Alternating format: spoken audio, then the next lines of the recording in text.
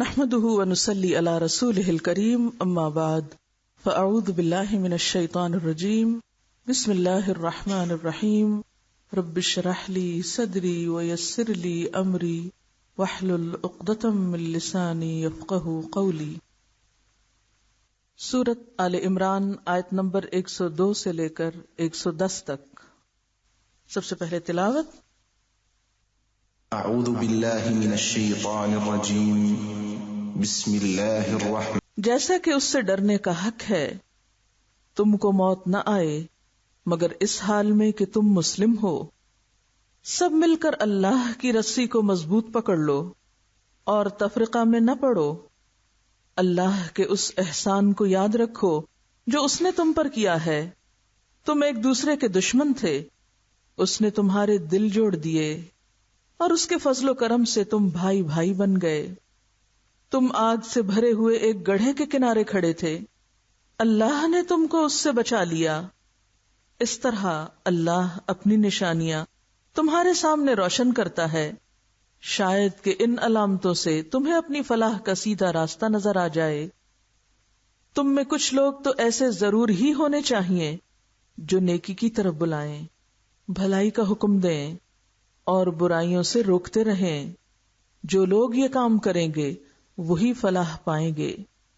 کہیں تم ان لوگوں کی طرح نہ ہو جانا جو فرقوں میں بٹ گئے اور کھلی کھلی واضح ہدایات پانے کے بعد پھر اختلافات میں مبتلا ہوئے۔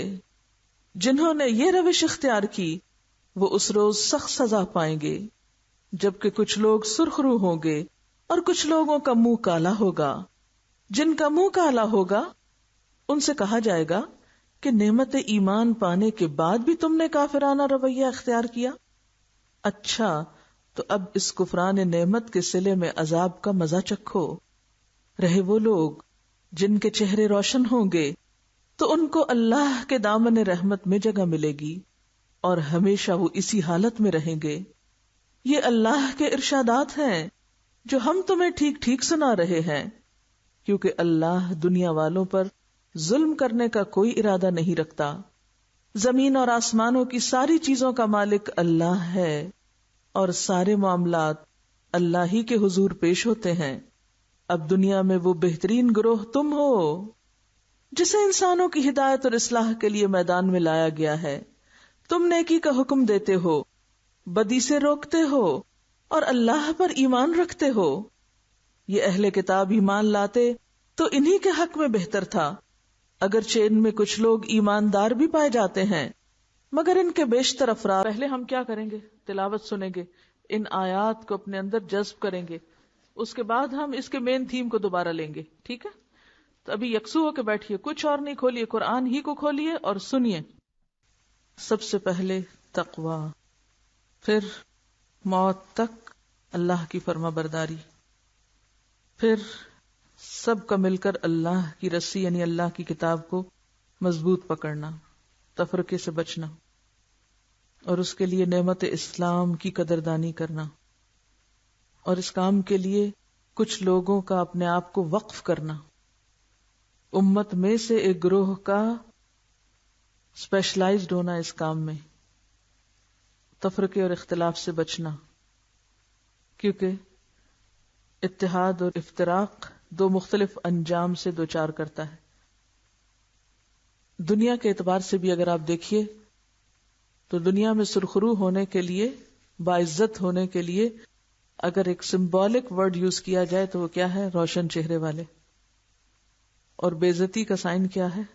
روح سیاہ ہونا، روح سیاہی۔ تو دنیا میں اگر مسلمان عزت نہیں پا رہے اور اس کے برعکس ذلت میں آگے بڑھتے چلے جا رہے ہیں تو اس کی وجہ کیا ہے؟ اس کے پیچھے سبب کیا ہے؟ غلطی کہاں ہے؟ بیماری کیا ہے؟ باہم اختلاف، اتحاد کی کمی۔ تو اگر دنیا کی رسوائی ہے تو آخرت کی رسوائی سے بچنے کے لیے آگ کے گڑھے کے کنارے سے پیچھے آنے کے لیے ضروری ہے کہ اتفاق و اتحاد پیدا کرنے کی کوششیں کی جائیں۔ کامیاب ہوں یا نہ ہوں، لیکن اگر آپ نے کوشش شروع کر دی تو شاید اس کوشش کی وجہ سے ہی سرخرو ہو جائیں۔ اور اس کے لیے جو پروگرام اس میں دیا گیا ہے آیت میں، وہ قرآن کو مضبوط تھامنا ہے. یعنی دوسرے لفظوں میں لوگوں کے اندر شعور اور خدا کا خوف پیدا کرنا اور خدا سے جوڑنا ہے. اور یہ ساری باتیں کچھ مذاق کی باتیں نہیں. تلک آیات اللہ نتلوہا علیک بالحق، بالکل سچی باتیں جو سنائی جا رہی ہیں تم کو. اور اللہ تعالیٰ لوگوں کو مشقت میں نہیں ڈالنا چاہتا، جہان والوں کو امن اور امان اور راحت دینا چاہتا. اور وہ راحت کہاں سے پہنچے گی؟ جب امت مسلمہ جن کے پاس ہدایت کا پیغام ہے وہ ان تک بھی پہنچے گا. یہ اللہ نے یہ ساری ذمہ داری اسی لیے ڈالی ہے تم پر. اور یاد رکھو، یہاں بیٹھے نہیں رہ جاؤ گے، اسی کی طرف سب پلٹائے جاؤ گے. اور پھر بحیثیت امت اپنی ذمہ داری کو ادا کرنے کی ضرورت ہے. اور وہ ذمہ داری کیا ہے کہ ہم ساری قوموں، ساری امتوں کے مقابلے میں سب سے زیادہ انسانوں کے خیر خواہ، ہمدرد اور ان کے لیے نفع مند بن جائیں.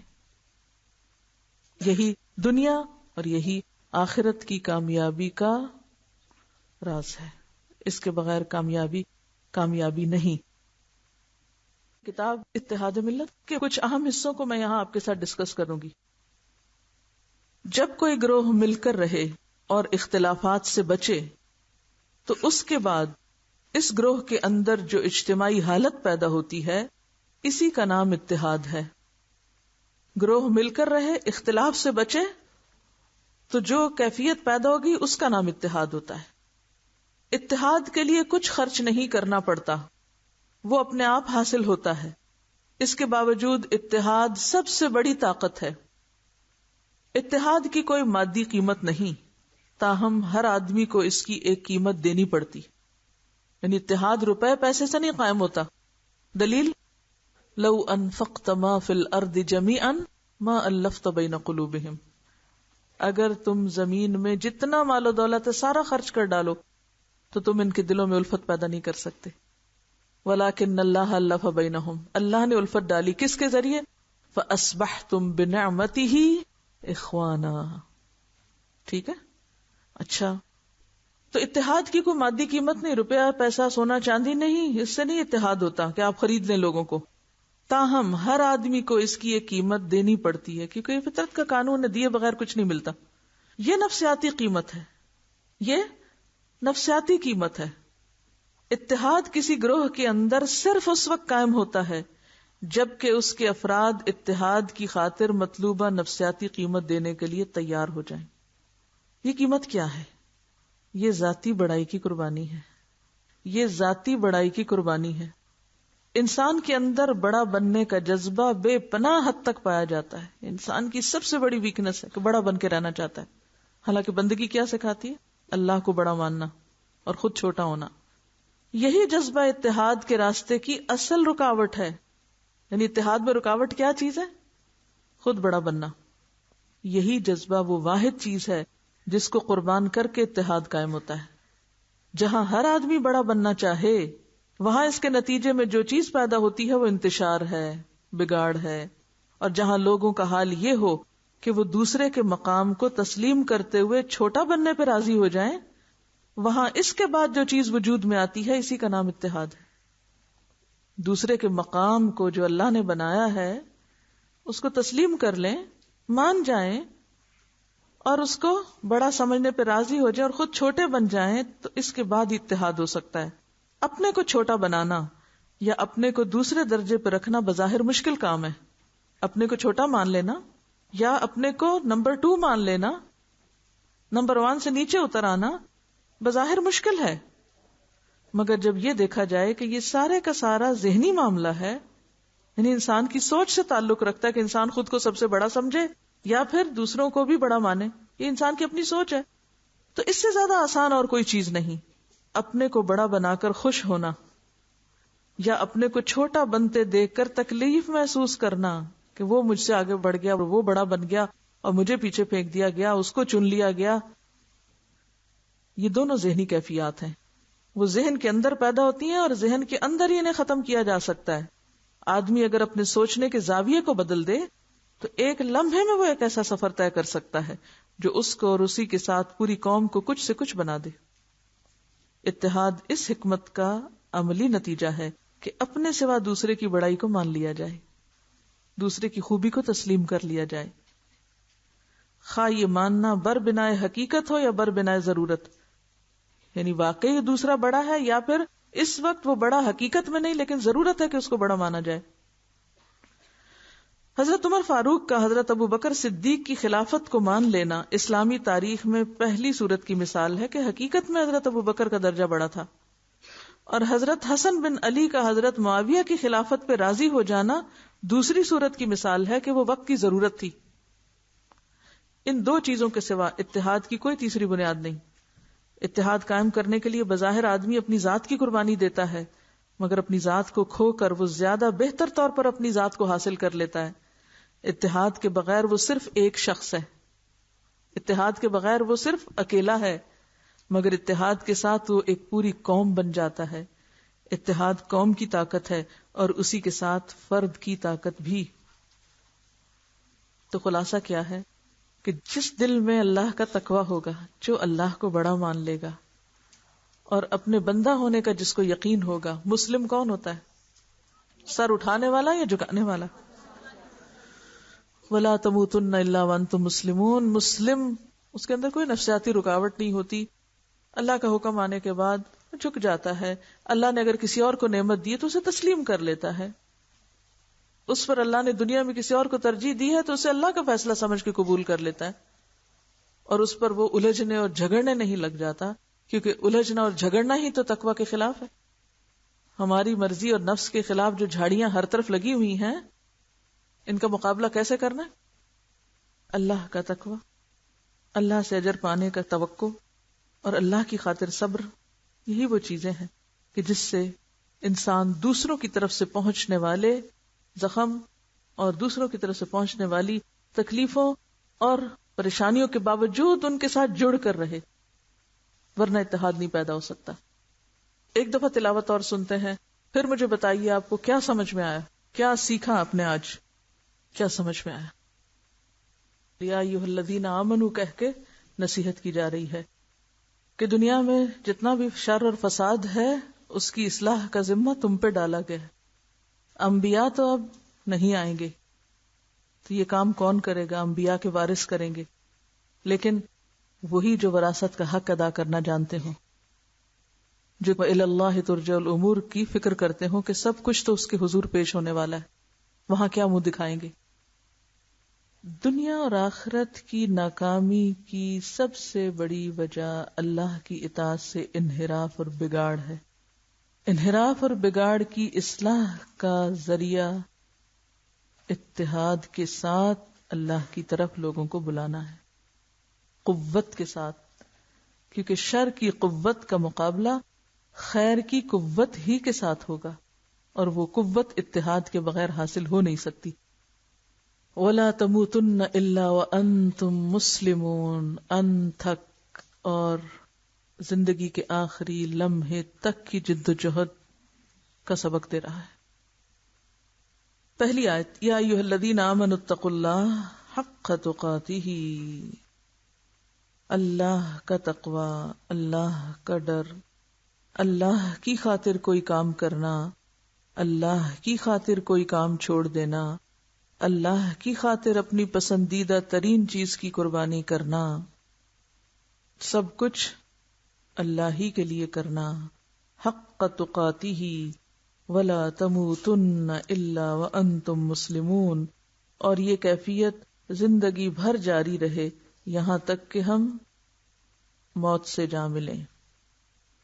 ہر شخص یہ دعویٰ کر سکتا ہے کہ میں تقویٰ کرتا ہوں، میرے اندر تقویٰ ہے، لیکن اس تقویٰ کا امتحان کہاں ہوتا ہے؟ کیونکہ آپ دعویٰ کرتے ہیں کہ یہ چیز ہے، میں آپ کو کہتی ہوں پروف کرو، ثابت کرو، کیسے ثابت کریں گے؟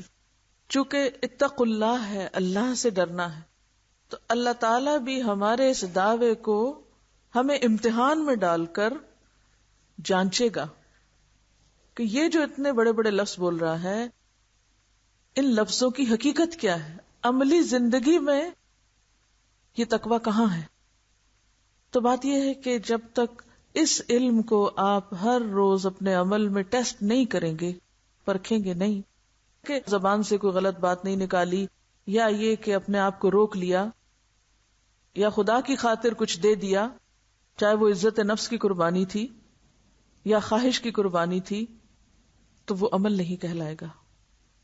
مثلاً کہاں آپ اپنے آپ کو پرکھ سکتے ہیں یا کیسے پرکھ سکتے ہیں؟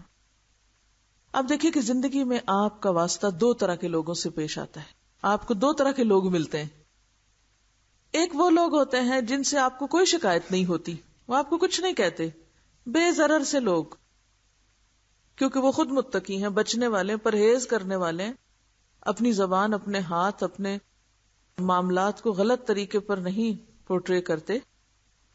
تو ظاہر ہے کہ یہ بالکل ایسے ہی جیسے آپ سڑک پہ جا رہے ہیں، اپنی گاڑی لے کے کوئی اور آ رہا ہے، آپ بھی بچ رہے ہیں، وہ بھی بچ رہا ہے، تو ٹکراؤ تو نہیں ہوگا نا، نہیں ہوتا نا ٹکراؤ، کیونکہ وہ بھی بچنے والا ہے، آپ بھی بچنے والے۔ تو ایک تو زندگی میں آپ کا واسطہ ایسے کچھ لوگوں سے پڑتا ہے کہ جو نہ آپ کو کچھ کہتے ہیں نہ آپ ان کو کچھ کہتے ہیں، بڑی اچھی نبھ جاتی ہے، بڑی اچھی گزر جاتی ہے، ہر چیز سموتھ چل رہی ہے ان کے ساتھ، آپ ان کی کمپنی کو انجوائے کرتے ہیں، ان کو دیکھ کے خوش ہوتے ہیں، ان کے پیٹھ پیچھے ان کی تعریف کرتے ہیں، ان کو اپریشیٹ کرتے ہیں۔ لیکن سب لوگ ایسے نہیں ہوتے، سارے درخت پھلدار نہیں ہوتے، اس زمین پر کیکر بھی ہے، ببول بھی ہے، جھاڑ جھنکار بھی ہے، جھاڑیاں ہیں، الجھنے والی، الجھانے والی چیزیں ہیں۔ میں نے آپ کو تقویٰ کا مفہوم بتاتے ہوئے عرض کیا تھا کہ دوسری قسم یا دوسری کیٹیگری انسانوں کی وہ ہے کہ جو کبھی آپ کے جذبات کو ٹھیس پہنچاتی، کبھی بلا وجہ آپ پہ حملہ آور ہوتی، کبھی آپ پہ الزام تراشی کرتی، کبھی آپ کی مرضی کے خلاف بات کرتے ہیں، یعنی کسی پل آپ کو ان سے کوئی چین، سکھ، خوشی کی کوئی بات نہیں ملتی۔ ہوتے ہیں ایسے لوگ، یہ دو قسم کے لوگ ہیں نا۔ اب آپ اپنے ذہن میں تصویر بنا لیں، پہلے سے مراد آپ کے ذہن میں کون آیا اور دوسرے سے مراد کون آیا، اور کل سے آج تک ایسے دونوں قسم کے لوگوں سے آپ کا واسطہ پڑا ہوگا۔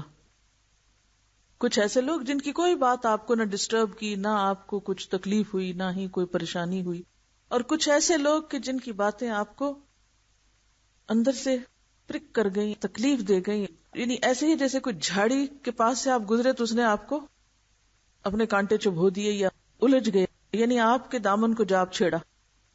یہ دو طرح کے لوگ ہوتے ہیں، ایک وہ جس سے ہمیں کوئی شکایت نہیں، دوسرا وہ جس سے ہمیں شکایت ہوتی۔ ہمیں پہلے انسان سے معاملہ کرنے میں تو مشکل نہیں ہوتی، وہاں ہم انتہائی متقی پرہیزگار ہوتے ہیں۔ کیا آپ کا تقوی ٹیسٹ ہو گیا یہاں؟ آپ نے ایک نارمل حالات میں، معمول کے حالات میں آپ بڑے اچھے بنے رہے، بڑے اچھے اخلاق کا مظاہرہ کیا، آپ نے بڑی اچھی سوچ تھی، آپ مسکرا کے پیش آئے، آپ بھی بڑے شریف نیک بنے رہے، حق کا تکاتے ہی آپ نے کر لیا۔ لیکن جو ہی آپ کا واسطہ پڑا ایک کانٹے دار جھاڑی سے، یہاں ہے آپ کے تقوی کا امتحان۔ اس نے آپ کو کوئی ایسی بات کہی جو آپ کو اچھی نہ لگی، یہاں آپ کا تقوی اب ٹیسٹ ہونے لگا ہے۔ اب آپ کیا کرتے ہیں؟ کیا آپ کا رویہ اب بھی اسی طرح ہے جس طرح پہلے انسان کے ساتھ معاملہ کرتے ہوئے تھا؟ آپ نے اس کو کچھ نہیں کہا، نہ آپ نے اس کے خلاف پیچھے کہیں بات کی، کچھ نہیں کیا، آپ کی مسکراہٹ بھی ویسی ہی رہی، آپ اس کے ساتھ الجھے نہیں، آپ نے اس کو کچھ نہیں کہا، آپ نے اس سے اعراض برتا، اور جس طرح کوئی خاردار جھاڑی سے بچ کے نکل جاتا ہے، آپ بھی ایسے ہی بچ کے نکل گئے، اور اس کے بعد آپ بھول گئے کہ کہاں سے گزرے تھے آپ۔ تو بتائیے مجھے، کیا تقوی صرف اچھے لوگوں کے ساتھ اچھے برتاؤ کا نام ہے، یا جھاڑیوں کے ساتھ خاموشی اور صبر کے ساتھ بچ کے گزرنے کا نام ہے؟ کہ وہ الجھیں بھی تو آپ کو نہیں الجھنا، وہ چھیڑیں آپ کو تو آپ نے نہیں چھیڑنا، آپ کو بچ کے نکلنا ہے، ورنہ وہ آپ کا دامن پھاڑ دیں گے۔ آپ ان سے الجھیں گے تو کیا ہوگا؟ وہ جھگڑیں گے، آپ بھی جھگڑیں گے، نتیجہ کیا نکلے گا؟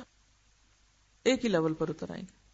پہلے شخص کے ساتھ خیر خواہی کرنا کچھ مشکل نہیں ہوتا، دوسرے شخص کے ساتھ خیر خواہی کرنا اور عدل و انصاف سے کام لینا اور خوش اخلاقی کا برتاؤ کرنا اور اس کی غیبت نہ کرنا اور اس کی شکایتیں نہ لگانا، یہی ہے آپ کا تقوی۔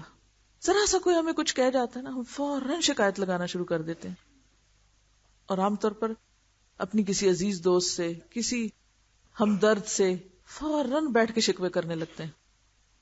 تمہیں پتہ فلاں نے میرے ساتھ کیا کیا؟ یعنی خود تو زخمی ہوئے ہی تھے، جا کے دوسرے کو بھی کیا. خیر خواہی کا تقاضا کیا تھا اس وقت؟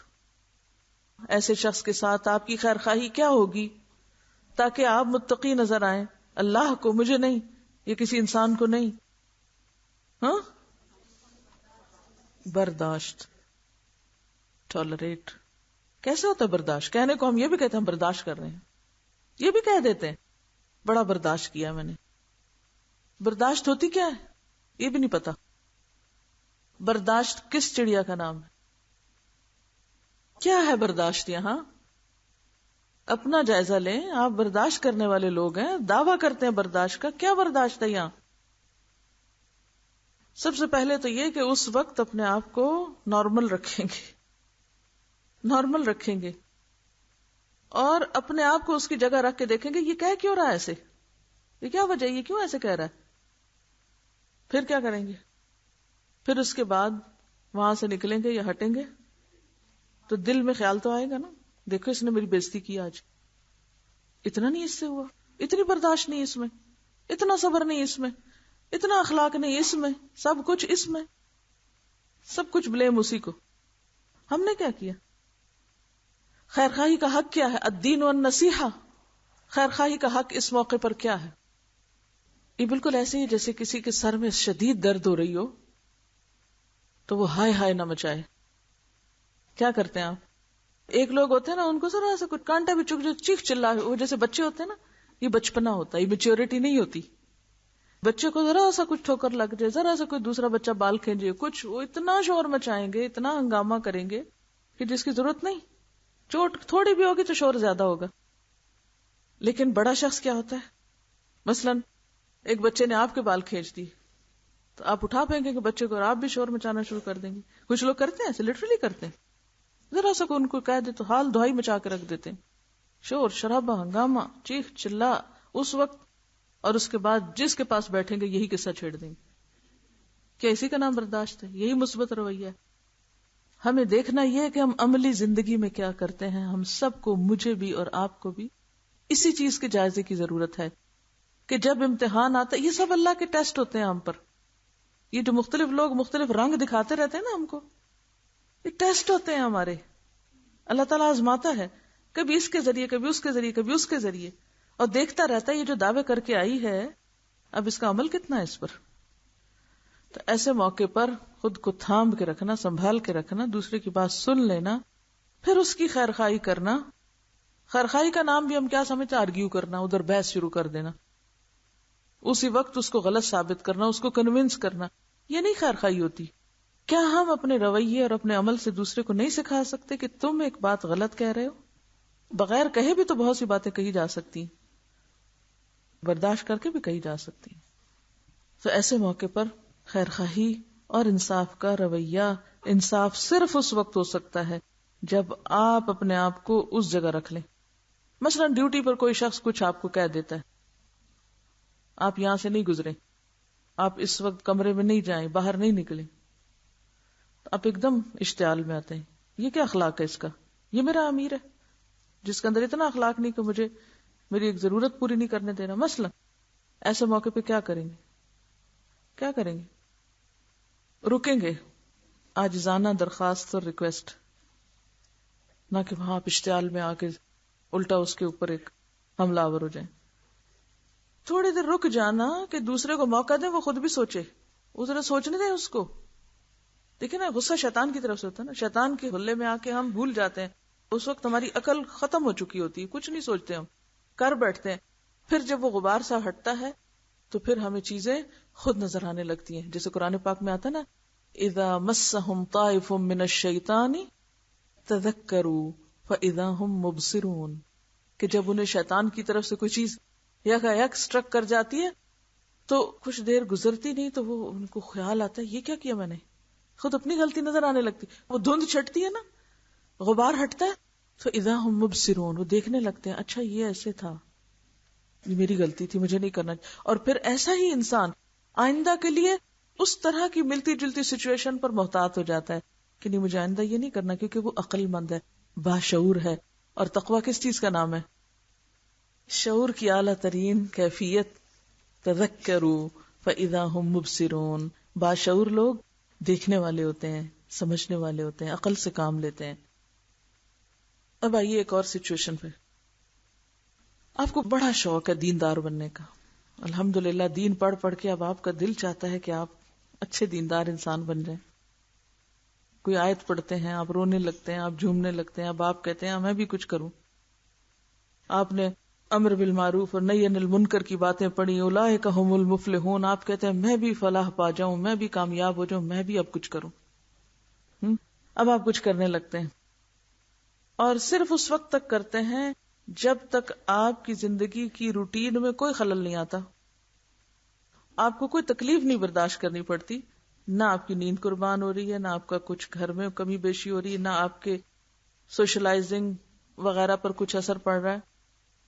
اس حد تک تو دین ٹھیک ہے، بہت اچھا ہے، میں بھی دیندار ہو گئی. لیکن اگر دین کہیں کوئی قربانی مانگ لے، کوئی نیند کی، کوئی آرام کی، کسی خواہش نفس کی، پسندیدہ چیزوں کو چھوڑنے کی، کہیں دین مال کا تقاضا کر لے یا جان کا تقاضا کر لے یا وقت کا تقاضا کر لے، اس وقت میں کہاں ہوتی ہوں، کہاں رک جاتی ہوں، کیا چیز میرے پاؤں باندھتی. پھر میں کیا کرتی ہوں؟ میں اللہ کے مقرب بندوں میں شامل ہونا چاہتی ہوں. ہے نا سب کی خواہش؟ میں کہتی ہوں میری زندگی کی بہت بڑی تمنا ہے کہ میرا رب مجھ سے راضی ہو جائے. میں چاہتی ہوں میں اللہ کے مقبول بندوں میں شامل ہو جاؤں. میں دعائیں مانگتی ہوں الحقنی بالصالحین. میں چاہتی ہوں اللہ مجھے اپنے مقربین میں شامل کر لے. بہت اچھی خواہشات ہیں آپ کی، بہت اچھے جملے ہیں. اور یہ سب کچھ میں صرف اس وقت تک کرنا چاہتی ہوں جب تک کہ میری موجودہ زندگی میں کوئی خلل نہ آئے. جب تک حالات موافق ہیں، میری مرضی کے مطابق ہیں، جب تک تو میں یہ سب کچھ حاصل کرنا چاہتی ہوں. اور جب حالات موافق نہ رہیں، ہوا مخالف ہو جائے، کوئی مخالفت میری کرنے لگے، یا کہیں کچھ کمی آنے لگے، یا کہیں کچھ قربانی کرنی پڑے، تو پھر میں کیا کروں؟ دنیا کے حقیر فائدوں، مصلحتوں اور محبتوں کی خاطر سب کچھ چھوڑ دوں، وہیں چھوڑ دوں، وہیں رک جاؤں. بس اتنا ہی کافی، اس سے ٹو مچ بھی نہیں کرنا چاہیے، اتنے ایکسٹریم پر جانے کی بھی ضرورت نہیں. اعتدال کا رستہ اختیار کرنا چاہیے. گویا قربانی کرنا، ابراہیم جس کو اللہ نے اپنا دوست کہا تھا، اس سے تو بیٹے کی قربانی بھی مانگ لی تھی کہ ذبح کرو، جاتی نہیں تھی. اتنا بھی کیا امتحان کہ بیٹا قربان کرو. تو یاد رکھیے جتنے بڑے درجے چاہتے ہیں نا آپ، جتنے اونچے جانا چاہتے ہیں، اتنی ہی قربانی زیادہ ہوگی. ٹانگے پہ بیٹھ کے کہیں جانا چاہتے ہیں، کرایہ اور دینا ہوگا. رکشے کا کرایہ کچھ اور ہے، ٹیکسی کا کچھ اور ہے، عام بس کا کچھ اور ہے، ڈیوو کا کچھ اور ہے، اور ٹرین ریل کار کا اور ہے، اور جہاز کا کچھ اور ہے. تو یہ آپ کے اوپر ہے نا، آپ کس پہ بیٹھ کے جانا چاہتے ہیں، کتنا تیزی سے آگے بڑھنا چاہتے ہیں. It's up to you. ہم چاہتے ہیں کچھ دیے بغیر بہت کچھ پالیں، مگر کیسے؟ دنیا میں تو کوئی ایسا نسخہ نظر نہیں آتا. اگر آپ کے پاس ہے کوئی تو بتا دیجئے. دنیا میں تو کوئی چیز اس طرح نہیں ملتی. آپ ایک بڑی لینڈ خریدنا چاہتے ہیں مگر پیسے نہیں دینا چاہتے، بڑا سا گھر بنانا چاہتے ہیں مگر خرچ کچھ نہیں کرنا چاہتے، بہت بڑی ڈگری لینا چاہتے ہیں مگر پڑھنا کچھ نہیں چاہتے.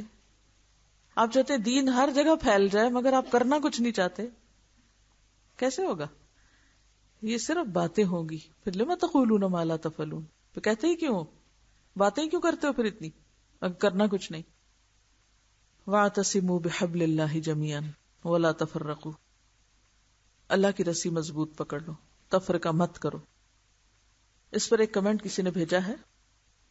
یہ لکھتی ہیں کہ 2001 کے آخر میں پاکستان میں قائم ایک امریکن ریسرچ سینٹر کے کچھ لوگوں نے مسلمانوں کی موجودہ صورتحال اور بیرونی حملوں سے متعلق بحث پر مبنی ایک رپورٹ شائع کی، جس میں دیگر پہلوؤں کے ساتھ اس بات پر بہت تعجب ظاہر کیا گیا تھا کہ جب مسلمانوں کو باہر سے کسی حملے کا اندیشہ ہوتا ہے تو اسے روکنے کے لیے وہ جلسے جلوس کرتے ہیں، ریلیاں اور ہڑتالیں ہوتی ہیں، غرض کے احتجاج کے مختلف طریقے اپنائے جاتے ہیں. لیکن جب یہ آپس میں گروہوں میں تقسیم ہو کر سال ہا سال لڑتے ہیں تو ان کی جماعت اہل فکر و دانش کی طرف سے کوئی احتجاج سامنے نہیں آتا کہ باہم جنگ بندی ہو. اگر کہیں کوئی آوازہ اٹھتا بھی ہے تو اس میں وہ شدت اور مطالبہ نہیں ہوتا جو پہلی صورت میں نظر آتا ہے. تو اصل چیلنج کیا ہے؟ اصل چیلنج باہر سے نہیں ہے، اصل چیلنج اندر ہے. ہم مسلمانوں کے اپنے اندر ہے چیلنج، کیونکہ اٹس ویری نیچرل کہ جب باہر سے کوئی خطرہ ہوگا تو اس کے مقابلے میں تو پھر بھی اکٹھے ہو جائیں گے.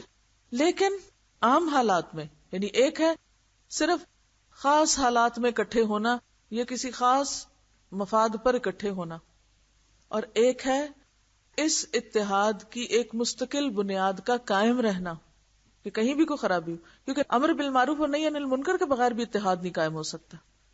وہ جیسے آپ نے فرمایا نا کہ کشتی میں اگر لوگ جا رہے ہیں اور کوئی ایک سوراخ کرنا شروع کر دے اور اگر لوگوں نے اس کا ہاتھ نہ پکڑا تو کیا ہوگا؟ سب ڈوبیں گے.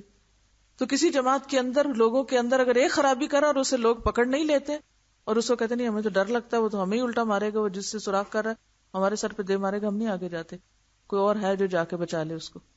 تو کیا ہوگا اگر آپ نہیں مار کھائیں گے اس وقت، اپنی ذات کا رسک نہیں لیں گے؟ کیونکہ ہوتا یہ نا جب آپ کسی کو نہی عن المنکر کرنے لیں تو آپ کی ذات رسک پہ ہوتی ہے.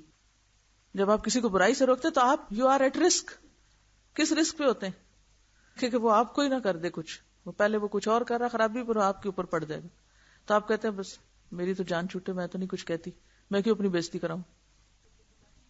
آج کل ہم ایسے ہی سوچتے ہیں نا کہ کرتے ہیں جو کرتے رہیں ہماری بلا سے، ہم کیوں اپنا سکون برباد کریں، ہم کیوں اپنا آرام خراب کریں، جو کوئی کرتا ہے کرتا رہے.